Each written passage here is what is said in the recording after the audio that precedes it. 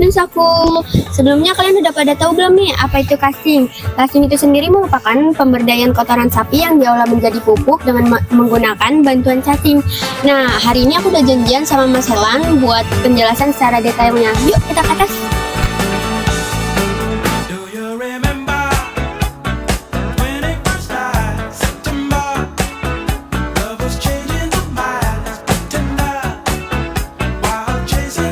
Nah, ini dia.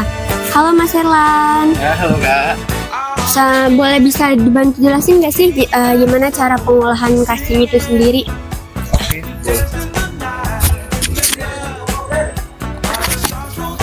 kita mulai dari awal aja Kak. Boleh? Mulai dari kohe, kotoran hewan. Mereka ikut dengan saya.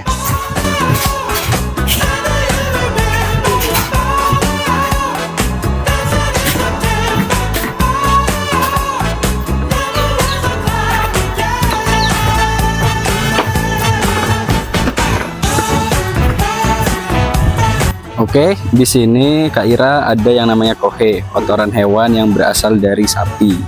Nah, kohe ini kita kumpulkan setiap paginya dan kita tampung di sini. Untuk apa? Untuk difermentasikan. Fermentasinya seperti apa? Sudah kita endapkan saja di sini.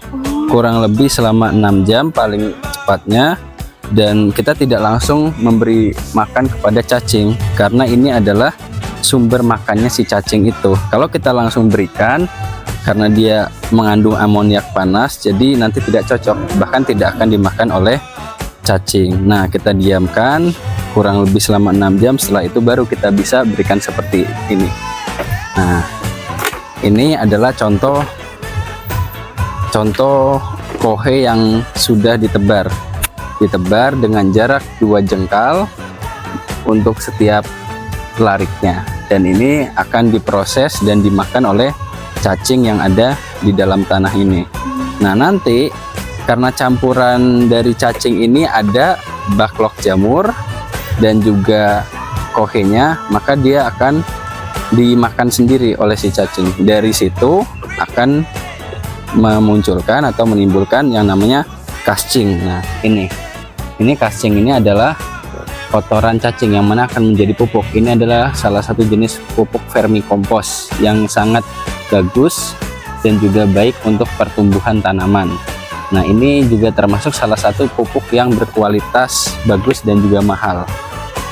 Itu untuk kita mulai dari awalnya, yaitu bahannya cukup sederhana, hanya baklok jamur, kotoran hewan, dan juga cacingnya untuk menghasilkan si kompos ini, vermikompos, yaitu cacing. Nah, untuk itu setelah jadi berapa lama Kak? Ini sekitar 2 bulan paling maksimal. 2 bulan sudah jadi seperti ini, sudah bisa kita panen. Dipanennya seperti apa? Kita akan pisahkan antara cacing dengan cacingnya. Cacingnya akan kita tebar kembali seperti yang di awal untuk mengolah kembali. Jadi cacing ini adalah seperti mesin. Nah, sebagai mesinnya untuk mengolah. Dan pupuknya bagaimana? Yuk kita lihat ke sebelah sana.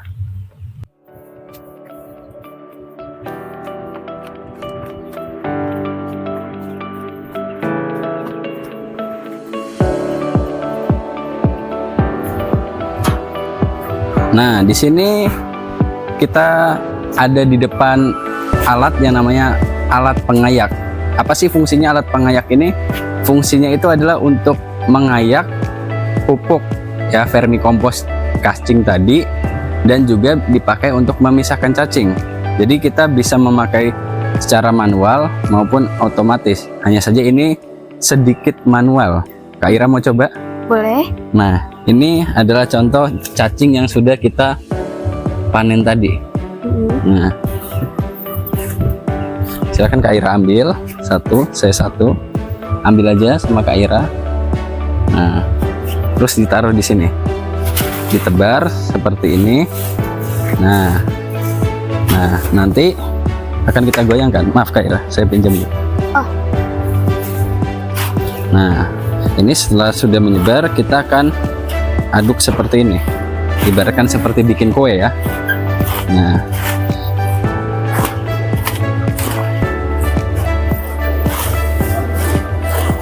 seperti ini.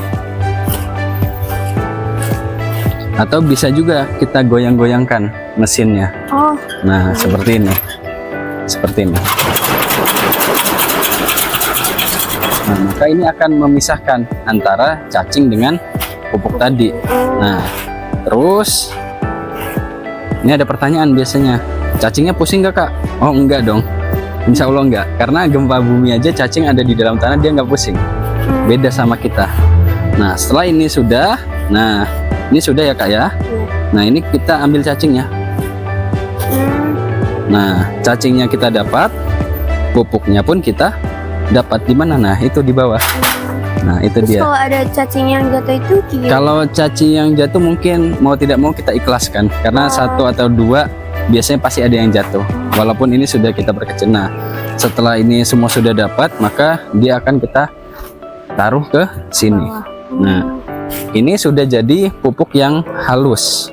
Nah, kenapa sih ini perlu kita haluskan? Karena kita juga akan menjual pupuk ini. Kalau misalkan kita pakai sendiri, karena kita juga punya greenhouse sendiri, mau itu kasar ataupun halus kita bisa pakai sendiri. Karena kita tujuannya ini untuk pemasaran, maka kita haluskan. Nah, ini setelah dihaluskan, maka kita akan packing di karung kemasan ini 15 kilo.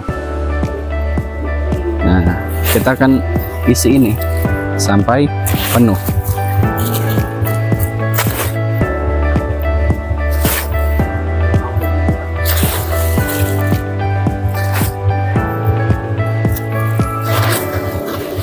Nah, ini kita isi sampai penuh, yang mana nanti hasilnya akan seperti ini.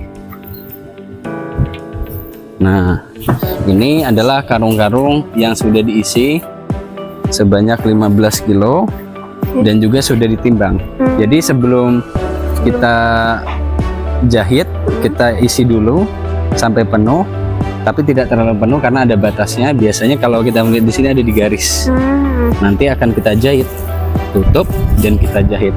Lalu hasilnya seperti apa? Seperti yang di sini.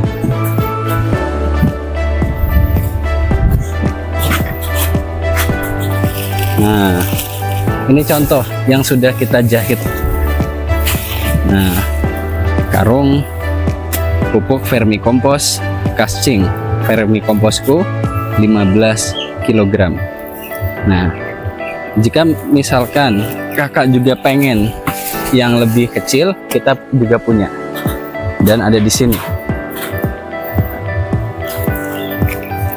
Nah, ini Kak Ira, ini vermikompos sama kemasannya 5 kg.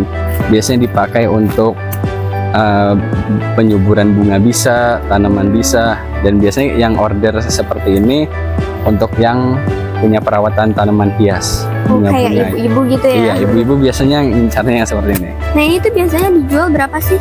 Yang ini kita ambil harga per kilonya 2.000. Masih bisa dinego kok. Oh. Gitu.